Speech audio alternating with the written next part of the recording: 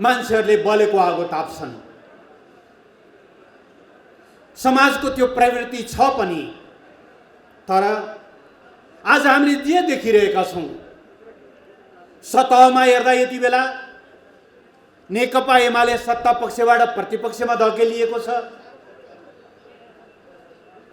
हिजो नेकपा माओवादीसँग गरिएको एकीकरण भङ्ग भएको छ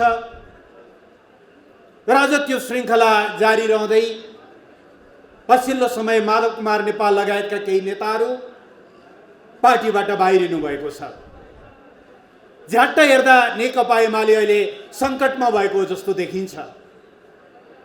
तर यही बेला कमरेड सुमन तामाङ, सुरज खड्का लगायतका साथीहरू नेकपा एमालेको मूल प्रवाहमा समाहित हुनुभएको छ र तपाईहरू अरू बेला सायद तपाईहरू यति ठुलो सङ्ख्यामा पार्टी सरकारमा भएको बेला बरु त्यति धेरै क्रियाशील हुनु भएन होला।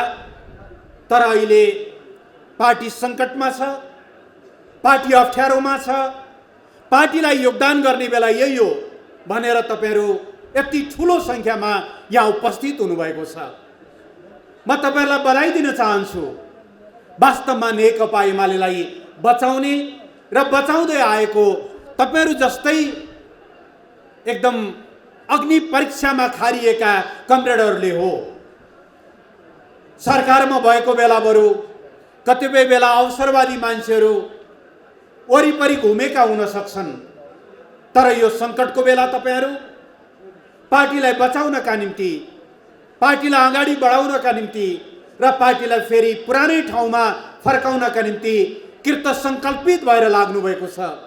तपाईहरूको यो कमरेडली भावनाको, यो पार्टी भावनाको निम्ति म यहाँहरूलाई हार्दिक बधाई दिन चाहन्छु, अभिनन्दन गर्न चाहन्छु, तपाईहरूलाई धेरै धेरै धन्यवाद भन्न चाहन्छु। कमरेडहरू, म धेरै लामो समय लिन चाहन्न, किनभने मलाई विश्वास छ ललितपुरका कमरेडहरू नेपाली राजनीतिका प्रत्येक घटनाक्रमहरूको बारेमा एक एक गरेर परिचित हुनुहुन्छ। किन यो घटना भयो, किन मुलुकमा यो परिस्थिति निर्माण भयो भन्ने बारेमा, यसका सबै नालीबेलीहरूको बारेमा पनि तपाईहरू प्रष्ट हुनुहुन्छ भन्ने म ठान्दछु। त्यसो भएर मैले समीक्षाको रूपमा धेरै लामो चर्चा गर्न चाहन्न। मैले केही प्रतिनिधिमूलक घटनाहरूको बारेमा संक्षिप्त चर्चा गर्दै इतिहासतिर भन्दा पनि अब हामी कसरी अगाडि बढ्ने, हाम्रो आगामी बाटोको बारेमा, हाम्रा कार्यभारहरूको बारेमा म तपाईहरुसँग केही कुराहरू निवेदन गर्न चाहन्छु। हामी सबैलाई थाहा छ, गएको असार 28 गते सर्वोच्च अदालतले एउटा फैसला गर्यो, परामर्श जारी गर्यो र त्यो परामर्शबाट आज नेपालको राष्ट्रिय राजनीति एकदमै फरक दिशामा मोडिएको छ। प्रधानमन्त्री केपी शर्मा ओली पदमुक्त हुनुभएको छ, नेकपा एमाले सरकारबाट बाहिरिएको छ र अहिले 5 वटा दलहरूको एउटा गठबन्धन, एउटा अवसरवादी गठबन्धन दक्षिणपन्थी शक्तिले नेतृत्व गरेको, तर आवरणमा वामपन्थी देखिने कतिपय शक्तिहरू समेत जोडिएको एउटा अवसरवादी गठबन्धन मुलुकमा कायम भएको छ। सतहमा हेर्दा यो एउटा सरकार परिवर्तन जस्तो, एउटा प्रधानमन्त्री परिवर्तन जस्तो देखिन्छ, तर म कमरेडलाई निवेदन गर्न चाहन्छु, यो केवल एउटा सरकार परिवर्तनको मात्रै घटना होइन, यो केवल एकजना प्रधानमन्त्री बदलिएको मात्रै घटना होइन, यो नेपालको राजनीतिलाई, नेपालको राजनीतिको कोर्स परिवर्तन गर्ने, धार परिवर्तन गर्ने, नेकपा एमालेको नेतृत्वमा विगत केही वर्ष यतापट्टि हामीले हासिल गरेका उपलब्धिहरूलाई उल्ट्याउने र मुलुकलाई फेरि अस्थिरतातिर, अन्योलतिर, आत्मसमर्पणतिर र आन्तरिक द्वन्द्वतिर धकेल्ने एउटा पश्चगामी घटनाको रूपमा यो घटनालाई हामीले बुझ्नु जरुरी हुन्छ। म कमरेडलाई निवेदन गर्न चाहन्छु, गएको करिब 10 वर्ष यतापट्टि नेपालको राष्ट्रिय राजनीतिलाई नेकपा एमाले एउटा बेग्लै दिशा दिने एउटा प्रयत्न गर्यो, नेतृत्व गर्यो र त्यसमा सफलता प्राप्त गर्यो। उदाहरणका निम्ति म केही कुराहरू निवेदन गर्न चाहन्छु। 2063 साल मङ्सिर 5 गते हामीले विस्तृत शान्ति सम्झौतामा हस्ताक्षर गर्यौं। प्रचण्ड लगायतका नेकपा माओवादीका नेताहरू शान्ति प्रक्रियामा आउनुभयो, तर शान्ति प्रक्रियामा आएर पनि प्रचण्डको सत्ता कब्जाको मोह, उहाँको त्यो योजना रोकिएन, हिंसाका प्रयासहरू रोकिएनन्, मुलुकलाई स्थिरतातिर लैजाने प्रयत्नहरू रोकिएनन्। अवस्था यस्तो थियो, एकचोटि त्यो ज्यादतीको बारेमा कोही बोल्न नसक्ने, कोटेश्वरका व्यापारी रामहरि श्रेष्ठलाई अपहरण गरेर चितवन पुर्याइएर हत्या हुन्छ, कोही बोल्दैन। काठमाडौँमा देशभरका कार्यकर्ताहरू कब्जा जम्मा गरेर सत्ता कब्जाको रिहर्सल हुन्छ, कोही बोल्दैन। हुँदै जाँदा नेकपा एमालेको नेतृत्व समेत गरुडको छाया परेको सर्प जस्तो लटरपटर जस्तो त्यो अवस्थामा राष्ट्रिय राजनीति भएको बेला कमरेड केपी शर्मा ओलीको नेतृत्वमा हामीले त्यो उन्मादलाई मत्थर पार्ने हामीले अभियानको नेतृत्व गर्यौं।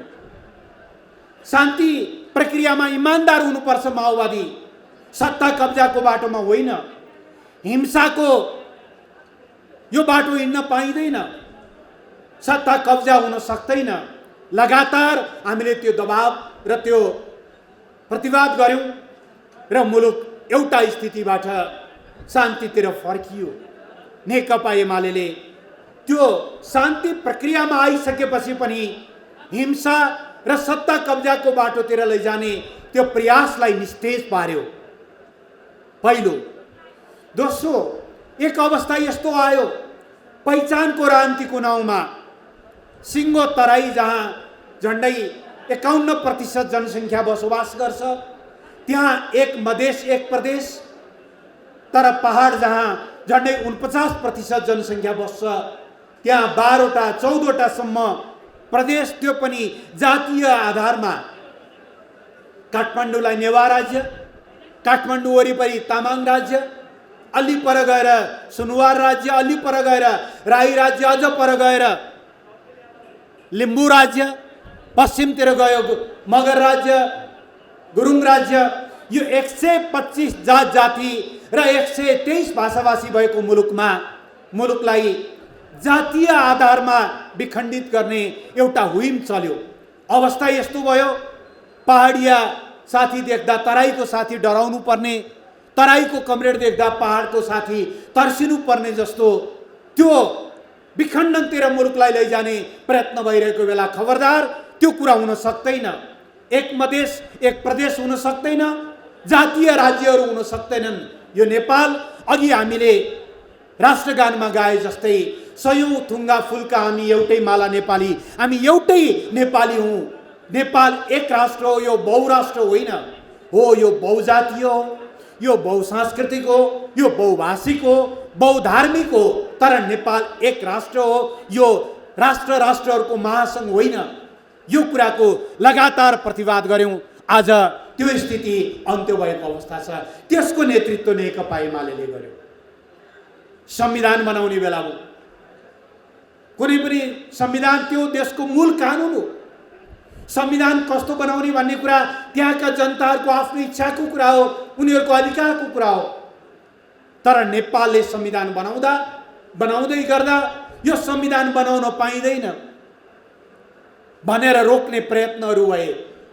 संविधान सभाबाट संविधान तयार भइसकेपछि राष्ट्रपतिबाट घोषणा हुन नदिन भएका हस्तक्षेपहरू तपाईँ हामी सबैलाई सम्झना छ। यही नेकपा एमाले हो जसले हामी आफ्नो संविधान आफै बनाउँछौँ, यसमा कसैले रोक्न पाइँदैन, कसैले दबाब दिन पाइँदैन भनेर अस्वीकार गर्यो र सार्वभौम सत्ता नेपाली जनताले प्रयोग गर्दै संविधान बनाउने कुराको अगुवाई गर्यो। चौथो, त्यसो गरे बापत 72 साल वैशाखमा विनाशकारी भूकम्प गएको मुलुकमा संविधान जारी भएको असोज 3 गतेपछि भूकम्पको 6 महिना बित्दा नबित्दै नाकाबन्दी लाग्यो।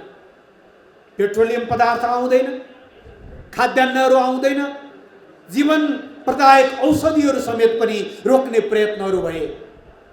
नेपाली कांग्रेस जस्ता कतिपय पार्टीहरू नाकाबन्दीलाई नाकाबन्दीसम्म भन्ने हिम्मत राख्दैन थिए, आँट गर्दैन थिए।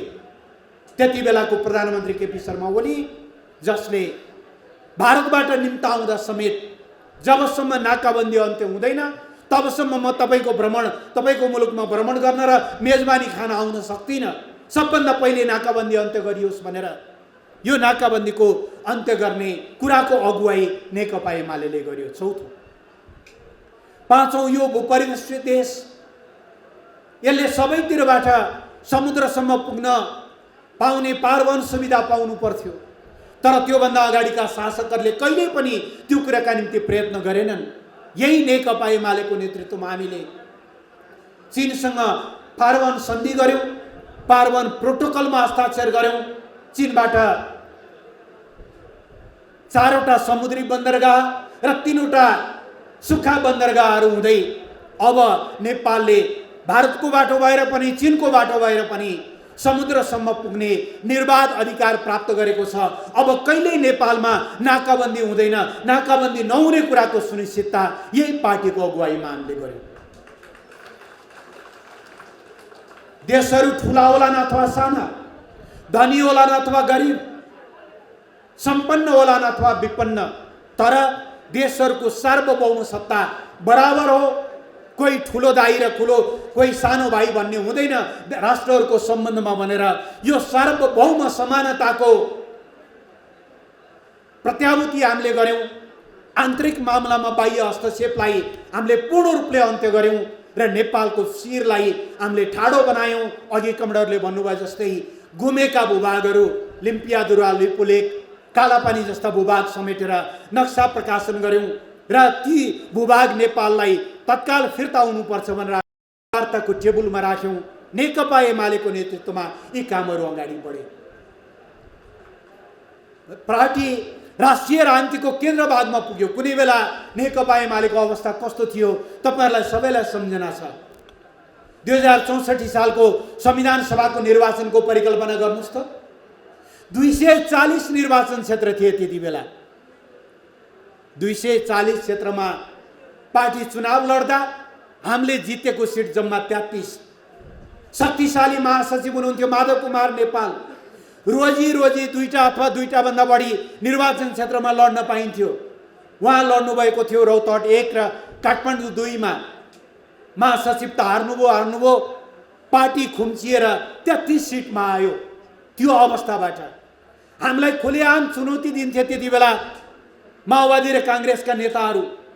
देशमा दुईटा कित्ता छ। एमाले कुन कित्तामा लाग्छ? एमाले माओवादी कित्तामा लाग्ने कि कांग्रेस कित्तामा? एमालेको लिङ्ग कुन हो? हामीलाई खुलेआम चुनौती दिइन्थ्यो। त्यस्तो अवस्थाबाट आज नेकपा एमाले राष्ट्रिय राजनीतिको केन्द्रभागमा छ। सरकारमा होस् वा प्रतिपक्षमा फरक पर्दैन। नेकपा एमालेसँग एक्लै लड्ने सामर्थ्य नभएर आज 5-5 वटा दलहरू, ती दलहरू पनि कस्ता छन्? जेठी माग्छे पानी, कान्छी माग्छे घाम, म एउटा बुढो कतातिर जाउँ भने जस्तो। चित्रबहादुर केसीजीलाई संहिता सुन्नै हुँदैन। उपेन्द्र यादवजीलाई अहिलेको 7 वटा प्रदेशले पुगेकै छैन, उहाँ 11 वटा 12 वटा बनाउन चाहनुहुन्छ। तर एउटै हलमा नारिएर हिँड्नु भएको छ। के कुन बारी जोत्न हो थाहा छैन। यो अवसरवादी गठबन्धन हो।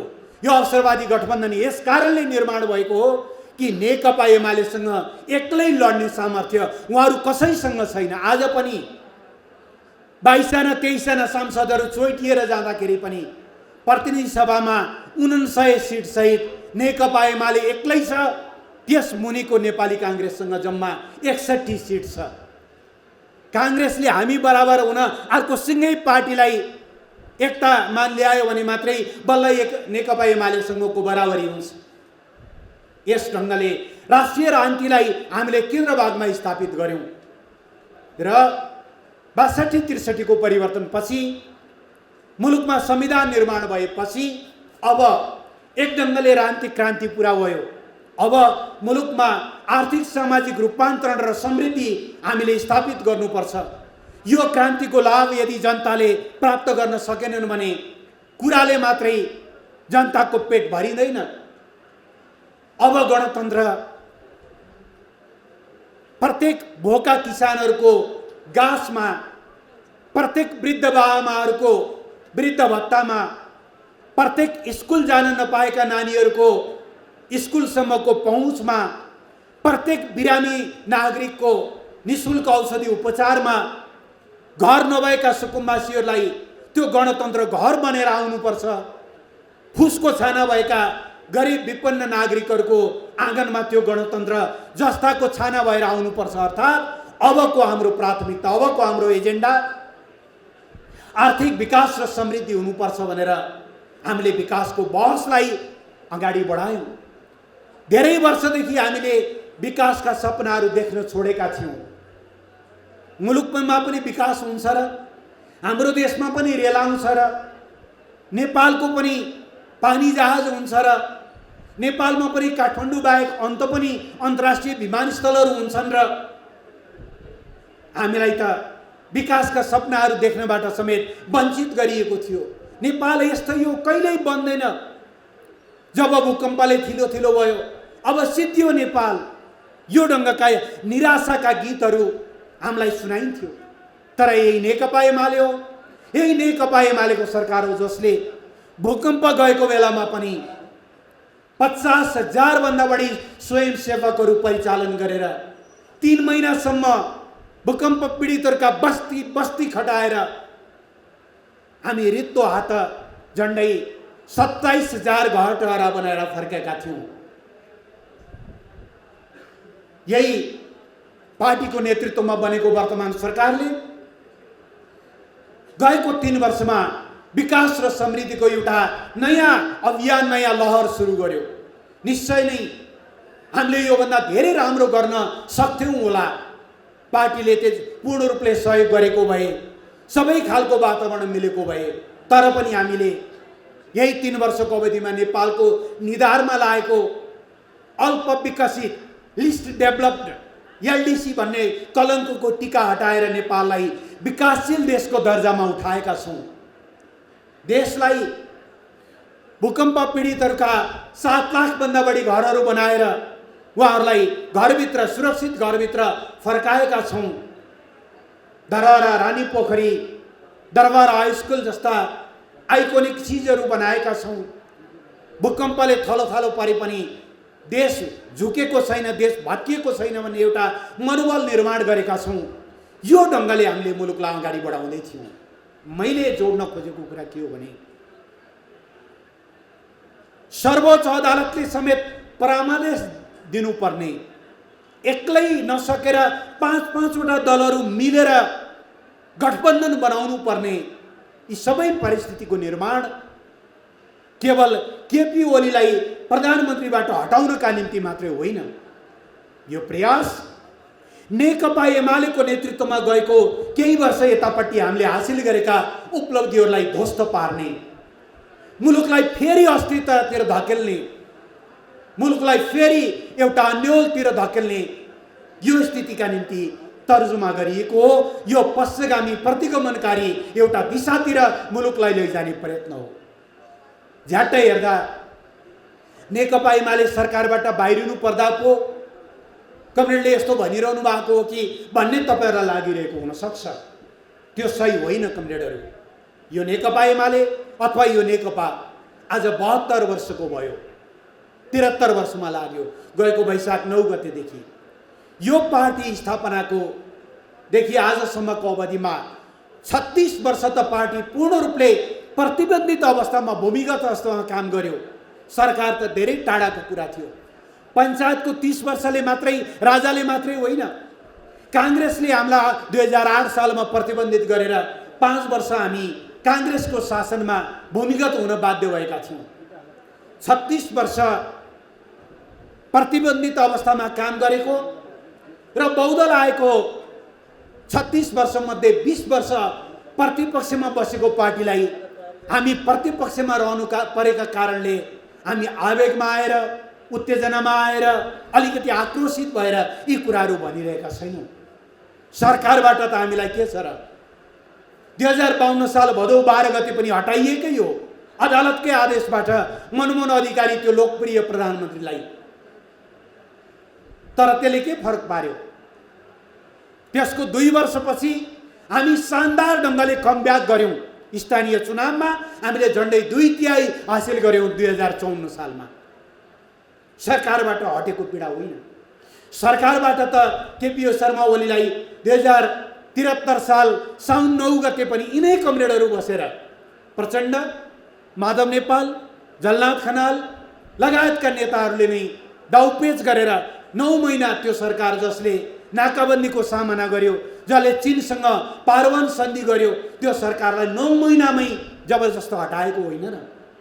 त्यसकारणले सरकारबाट हट्नु परेको कुरामा हामीलाई रत्तिभर कुनै पीडाबोध पनि छैन, पश्चाताप पनि छैन। हाम्रो चिन्ता मुलुकलाई जुन दिशातिर धकेल्न खोजिँदैछ त्यो दिशातिर हो। हेर्नु त, गएको साउन 15 गते दार्चुलाका जयसिंह धामी तुइनबाट महाकाली तर्दै गर्दा भारतीय एसएमसीहरूले तुइन छुडाइदिएका कारणले महाकाली नदीमा खसेर बेपत्ता भए। आज 34-35 दिन भयो।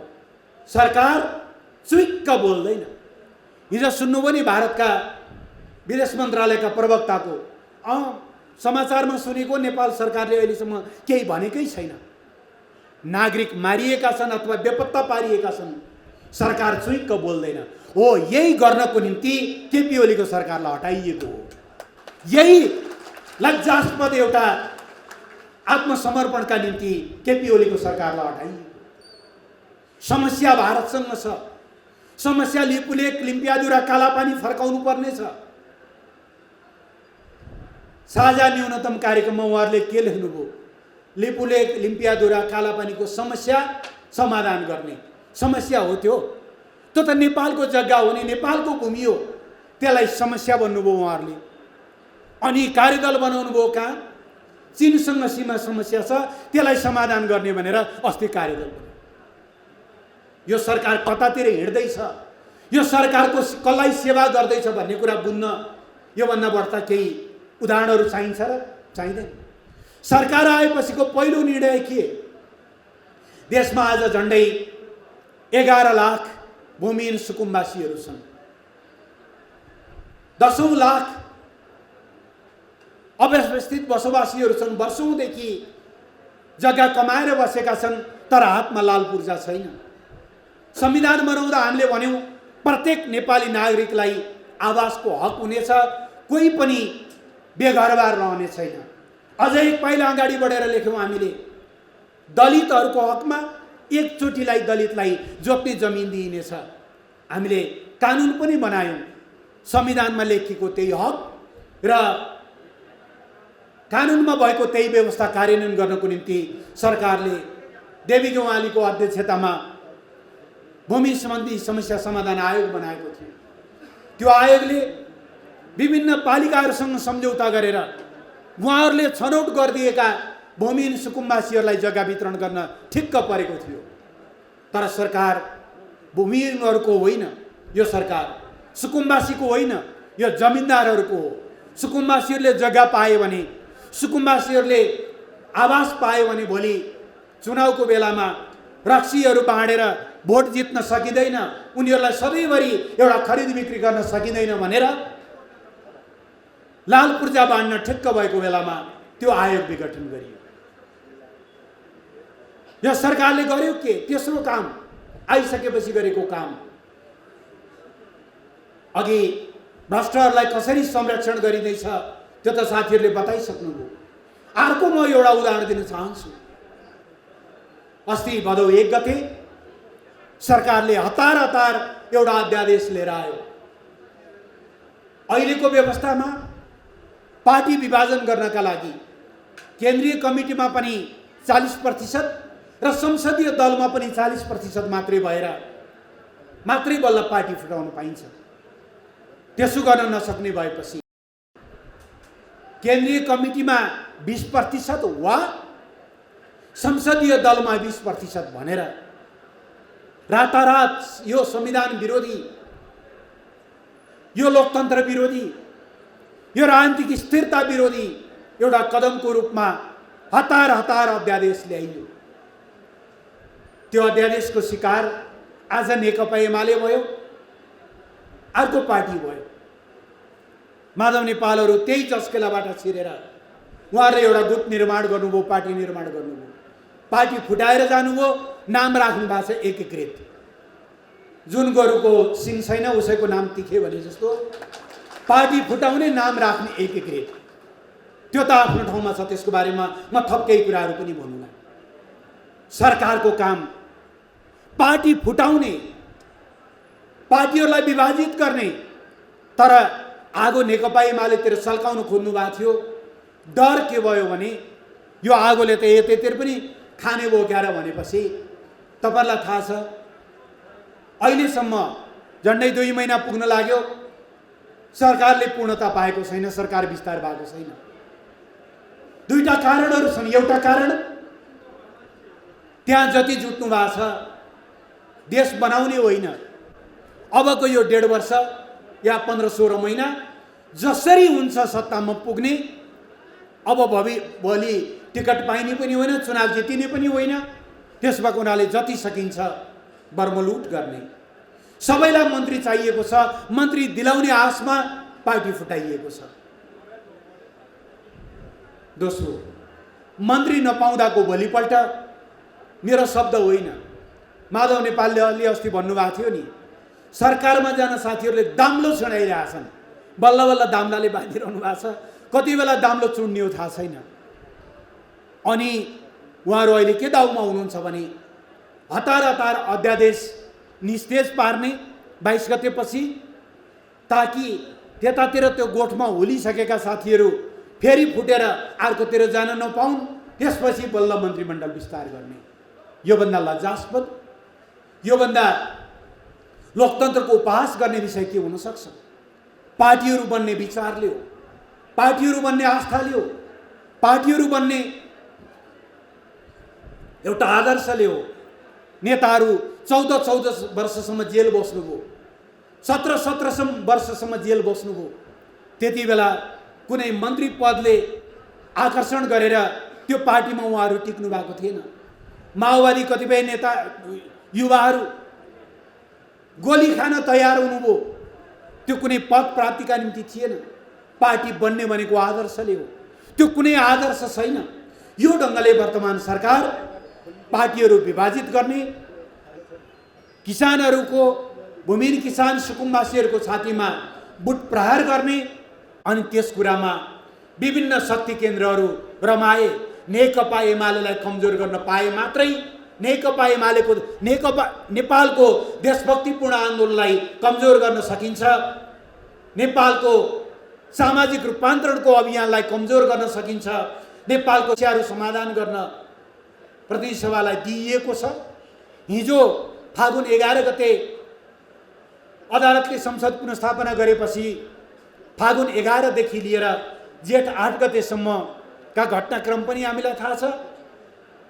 अस्ति असार 28 गते प्रतिनिधि सभा पुनर्स्थापना भएर साउन 3 गते बैठक बसेपछि अहिले भदौसम्मका घटनाक्रमहरू पनि थाहा छ।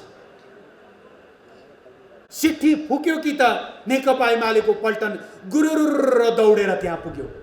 यो ढङ्गको पार्टी जनतालाई अप्ठ्यारो पर्यो, कसैले भन्नु नपर्ने त्यहाँ नेकपा एमाले पुगेको छँदैछ। पहिले पहिले हामीले गीत गाउँथ्यौँ, टाढैबाट चिनियो ढाका टोपी लाउनेलाई भने जस्तो। जब अप्ठ्यारो पर्छ ढाका टोपी लाएको जस्तै गरी चिनिने गरी नेकपा एमाले त्यहाँ पुग्ने, यो गतिशीलतामा नेकपा एमालेलाई लैजान जरुरी छ। यसो भनिरहँदा एउटा तथ्यलाई म कमरेडलाई फेरि दोहोऱ्याउन चाहन्छु। नम्बर 1, यो पार्टी अघि पनि मैले भने अदालतको फैसलाले नेकपा एमाले र नेकपा माओवादी अलग अलग हुनु परेको भए पनि यो नेकपा एमाले नेकपाकै निरन्तरताको पार्टी हो। यो पार्टीमा आज माओवादी आन्दोलनबाट जन्मिनुभएका खारिनुभएका थुप्रै नेता कमरेडहरू हुनुहुन्छ। यो नै एउटा एकीकृत पार्टी हो। पहिलो तल पार्टी निर्माण गर्दा, अभिव्यक्ति दिँदा, बोल्दा, समेट्दा सबै कमरेडरलाई आज हामी हिजोको नेकपा एमाले र माओवादी केन्द्रका असल पक्षहरू मिलेर बनेको एउटा एकीकृत पार्टी हो भन्ने कुरालाई हामीले लैजानु जरुरी छ। एक। दोस्रो, नेकपा एमाले भित्र लामो समयदेखि आन्तरिक खचिङ्गलहरू सुरु भयो। माधव कमरेडको लक्ष्य त्यो रहेछ, पार्टी फुटाउनु रहेछ। हामीले हर सम्भव प्रयत्न गर्यौं, यो गरेर हुन्छ कि त्यो गरेर हुन्छ कि। हुँदै जाँदा महाधिवेशनमा पराजित नेतालाई ल भइहाल्यो, दोस्रो अध्यक्ष, दोस्रो वरियताको अध्यक्ष बनाएर पार्टी बच्छ भने त्यो पनि गरौँ भनेर भनियो। उहाँको उद्देश्य बेग्लै रहेछ, उहाँ अलग्गिएर जानु। तर कार्तिक 9 गते 753वटै पालिकाहरूमा एकैसाथ पालिका अधिवेशन गर्नेछौँ र मङ्सिरको 10, 11 र 12 गते पार्टीको 10औं राष्ट्रिय महाधिवेशन गर्नेछौँ। यी कामहरू सहित अब पार्टीलाई हामीले गतिशील बनाउँछौँ, चलायमान बनाउँछौँ, ऊर्जावान बनाउँछौँ र आउने फागुन चैतमा हुने स्थानीय तहको निर्वाचनमा हिजो पनि हामी एक्लै लडेका हौँ, तपाईँहरूलाई थाहै छ। त्यति बेला कांग्रेस र माओवादीको गठबन्धन थियो। पहिलो चरणको चुनाव गर्दा सायद प्रचण्ड प्रधानमन्त्री हुनुहुन्थ्यो। दोस्रो तेस्रो चरणको चुनावमा शेरबहादुर देउवा चुनाव लड्दै को नेतृत्वमा प्रधानमन्त्री हुनुहुन्थ्यो। उहाँहरूले गठबन्धन गर्नुभएको थियो। एक्लै जित्ने आँट भएन भरतपुरमा। उपाय केही नलाएर, बत्ती निभाएर, मतपत्र च्यातेर, चबाएर, निलेर, उत्पात गरेर, त्यति गर्दाखेरि पनि नेकपा एमाले त्यो चुनावमा एक्लै झन्डै 44% बहुमत सिट सहित पहिलो शक्ति बनेको थियो हिजोका दिनहरूमा। आज त हामीले 4 वर्ष 5 वर्ष स्थानीय तहमा काम गरेर स्थानीय सरकार चलाएर अगाडि बढेका छौँ। हामीले यी काम गर्यौँ भनेर जनताको बिचमा लैजाने एजेन्डाहरू छन्। हामीले स्थानीय तहको निर्वाचनको तयारी गर्नु छ र अबको 15-16 महिनापछि हुने प्रदेश र स्थानीय तहको निर्वाचनका लागि तयारी गर्नु छ। ठिक छ, परमादेशबाट हामीलाई हटाइएको छ, जनादेशबाट हामी फेरि फर्किनेछौँ सरकारमा। परमादेशबाट हामीलाई प्रतिपक्ष बनाइएको छ, जनताको मायाबाट हामी फेरि फर्किनेछौँ र देशलाई समृद्ध नेपाल, सुखी नेपालीको त्यो अभियानमा अगाडि बढाउनेछौँ। यसका लागि